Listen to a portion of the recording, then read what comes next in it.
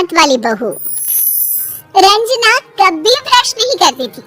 उसे कितनी बार उसके माँ बाप ने डांटा, लेकिन उसका कोई असर उस पर होता ही नहीं था, जिस कारण से उसके दांत पीले पीले हो जाते हैं। शादी के बाद। अरे बहू, वैसे तो तुझ में कोई कमी नहीं है, पर तेरे दांत इतने पीले कैसे हैं बेटा? कैसे मतलब? कोई सर्जरी थोड़ी ना कराई है। वो तो क्या नाम, मैं ब्रश नहीं करती थी तो पीले हो गए। अब क्या करूं? आप कहें तो लाल करवा लूं या फिर काले? यार ये क्या है, क्यों माँ से लड़ रही हो? लड़ रही हूँ? अरे मैं लड़ रही हूँ या ये बोल रही है कि दांत पीले हैं, पीले। अरे तपस्या थोड़ी ना की है इन्हें पीले करने के लिए। बकायदा ब्रश नहीं किया है 20 साल तक, तब जाकर। कैसी बात कर रही हो? ये उस वक्त तो पीले नहीं थे जब हम लोग तुम्हें देखने आए थे। अरे तब साफ करवा लिया होगा डेंटिस्ट के पास जाकर। अब देखो कैसे पीले पीले लग रहे हैं। रंजना सास की तरफ गुस्से से देखती है। फिर शुरू हो गई पीले पीले पीले। अरे पीले तो तब भी थे जब मेरे हाथ का रसगुल्ला उड़ा उड़ा कर खा रही थी और बोल रही थी, लड़की नहीं गुणों का खजाना दे रहे भाई साहब। अब वो लोग करते भी तो क्या करते, पीले दांत वाली बहू पल्ले पड़ी थी तो झेलना तो था ही। एक दिन कीर्तन में रंजना गाना गा रही थी। अरे कमला बहन, माँ का द्वार आया तो सब शुद्ध कराते हैं, फिर अपनी बहू को ब्रश भी नहीं कराती तुम। दूर से पीले पीले दांत भक्ति में बाधा उत्पन्न कर रहे हैं। अरे कोई 2 साल के बच्चे थोड़ी ना लेकर आई हूँ मैं बहू बनाकर। अच्छी खासी लड़की है, अरे कैसे करवाऊं ब्रश? ये तो उसे खुद करना चाहिए ना।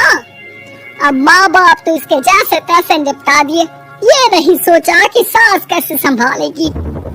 सास बहू को लेकर घर आ जाती है, लेकिन सोच लेती है कि अब इसे लेकर कहीं नहीं जाएगी। अगले रोज बहू कहती है, अरे क्या हो गया, मंदिर नहीं जाना क्या? कीर्तन का वक्त हो रहा है। मेरी मधुर वाणी से कान्हा जी जागते हैं और सोते हैं। आप तो जानती है ना उनकी भक्ति में कितना मन लगता है मेरा। वो क्या है ना, तबीयत ठीक नहीं लग रही है मेरी, आराम करूंगी मैं। तबीयत ठीक नहीं लग रही? अभी तो मिथुन के गाने पर नाच रही थी आप, और आप बोल रही है कि तबीयत ठीक नहीं लग रही। अरे भक्ति में मन लगा लो सासू माँ, ऊपर जाना है, क्या मुंह दिखाओगी आप? हाँ? सास को बहू की बात पर गुस्सा आ जाता है। मैं क्या मुंह दिखाऊंगी, इसकी चिंता तो ना कर, समझी?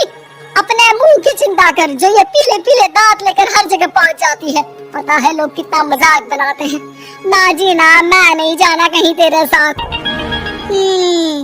तो ये बात है, कोई ना, मत जाओ, मैं अपने कमरे में ही बैठकर भक्ति कर लूंगी। ऊपर वाला दांत थोड़ी ना देखता है, मन देखता है, भावना देखता है। और अरे बस तू सब कुछ दिखा, बस ये सफेद चमकदार दांत ना दिखाना किसी को, है? जा यहाँ से। बहू को सास की बात का कोई फर्क नहीं पड़ता, वो तो जैसी थी वैसी ही रह जाती है। सुबह नहाकर किचन में खाना बनाना, फिर खाना खाना, कीर्तन भजन करना और सो जाना। एक दिन, माँ जी मैं सहेली के घर जा रही हूँ, शाम को लेट आऊंगी। हाँ तो जाना, मैंने कौन सा तेरी आरती करनी है घर पर बैठकर।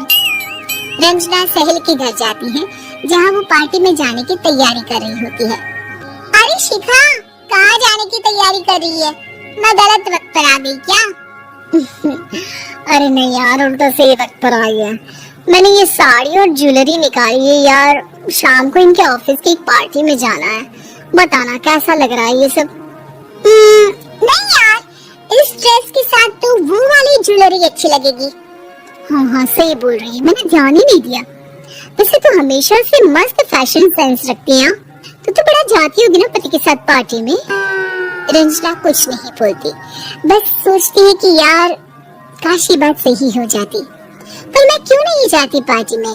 क्या इन लोगों की कोई पार्टी होती नहीं होगी?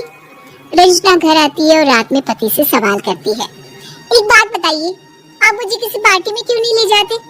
क्या आपके यहाँ ऑफिस में पार्टी नहीं होती? पति बेचारा क्या कहता कि दांत पीले हैं तुम्हारे इसलिए। अरे कोई पार्टी होती नहीं हम लोगों के ऑफिस में, तो कहाँ से लेकर जाऊं? और मार्केट, मॉल, कहीं वीकेंड घूमना, कहीं तो। अरे यार, सारे हफ्ते में एक छुट्टी मिलती है, तो सोचता हूँ कि आराम ही कर लूं। क्यों? रंजना मन मार के रह जाती है। पहले कभी सास के साथ मंदिर जाया करती थी, लेकिन वो भी सास ने ले जाना बंद कर दिया। घर बैठी बैठी रंजना बोर हो जाती है। तभी उसे आइडिया आता है और वो बाइक के जाने का सोचती है। सासू माँ, 2 दिनों के लिए मम्मी के घर जा रही हूँ। अच्छा अच्छा ठीक है, आराम से जा। और हाँ, माँ से कुछ अच्छी आदत सीख कर आना कि कैसे शरीर के हर भाग की तरह दांतों की सफाई भी जरूरी होती है, समझी? शुरू हो गई ना आप? वो लोग आपकी तरह नहीं है कि छोटी छोटी बात का बतंगड़ बना दे। उन लोगों के लिए मैं मायने रखती हूँ, ना कि मेरे पीले पीले दांत।